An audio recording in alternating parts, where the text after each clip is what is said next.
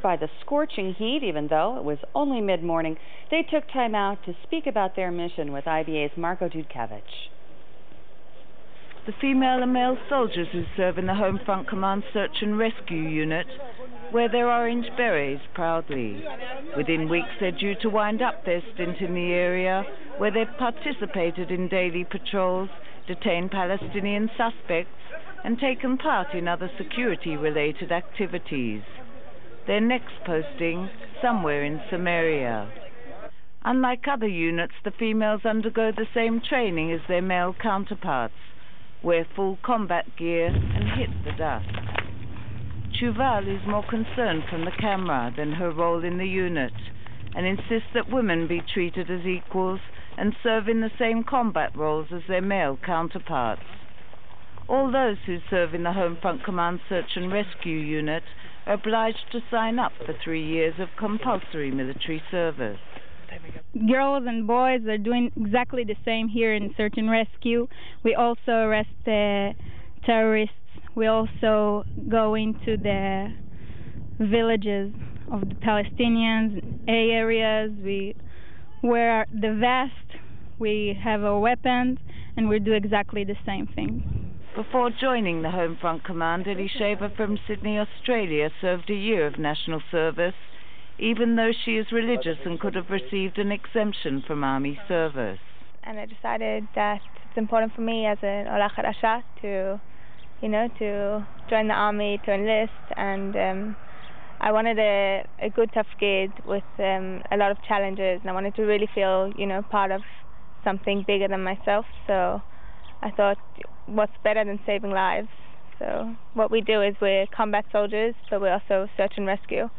So our focus is both on defending the country as well as saving anyone who's in trouble. Yasmin, a lone soldier from Georgia in the United States, says her parents fully supported her decision to sign up and insists she enjoys each day. I'm a lone soldier. I made Aliyah 2 years ago from Georgia. I joined the army. I went directly to Mikveh Alon, where I did 3 months Hebrew course, and there I decided I wanted to be a combat soldier.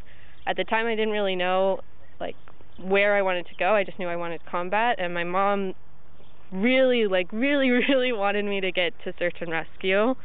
So every day she would send me a new thing about it, something they did in the area, something about the unit itself, how the boys and girls, all this stuff.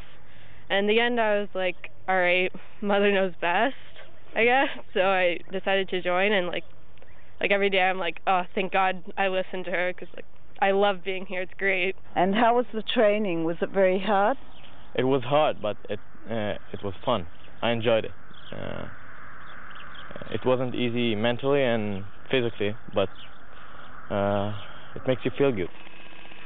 Aside from their combat duties, the soldiers received training in search and rescue techniques to search for survivors buried under the rubble of buildings destroyed in missile attacks, earthquakes and typhoons.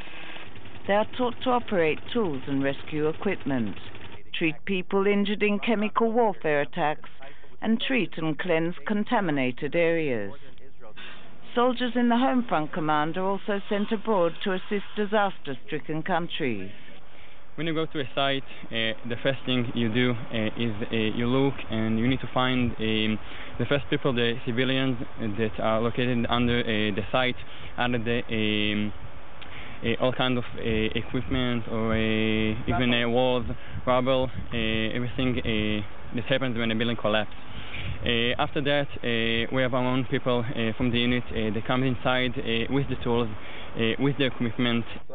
During last summer's Operation Protective Edge, soldiers from the Home Front Command were deployed inside Gaza, as well as sites hit by rockets inside the country. Our unit from the Nafal Shishim, one of the battalions, went into Gaza to be with our forces from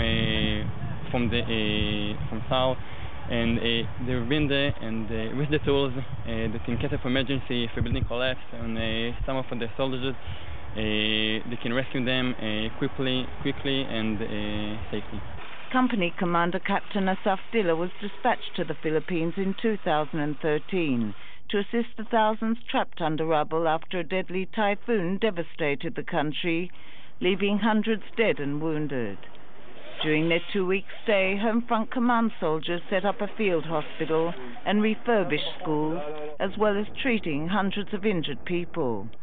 They also met with the country's Prime Minister, who thanked the Israeli soldiers for their assistance. Before setting out for the Philippines, he said the commanders told the soldiers that during the Second World War, the people of the Philippines helped save hundreds of Jewish lives. Now, they said, it was Israel's turn to save another nation in trouble. Payback time.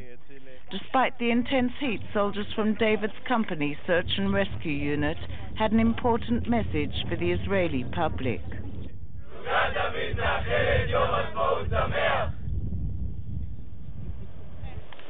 Other news now. French Prime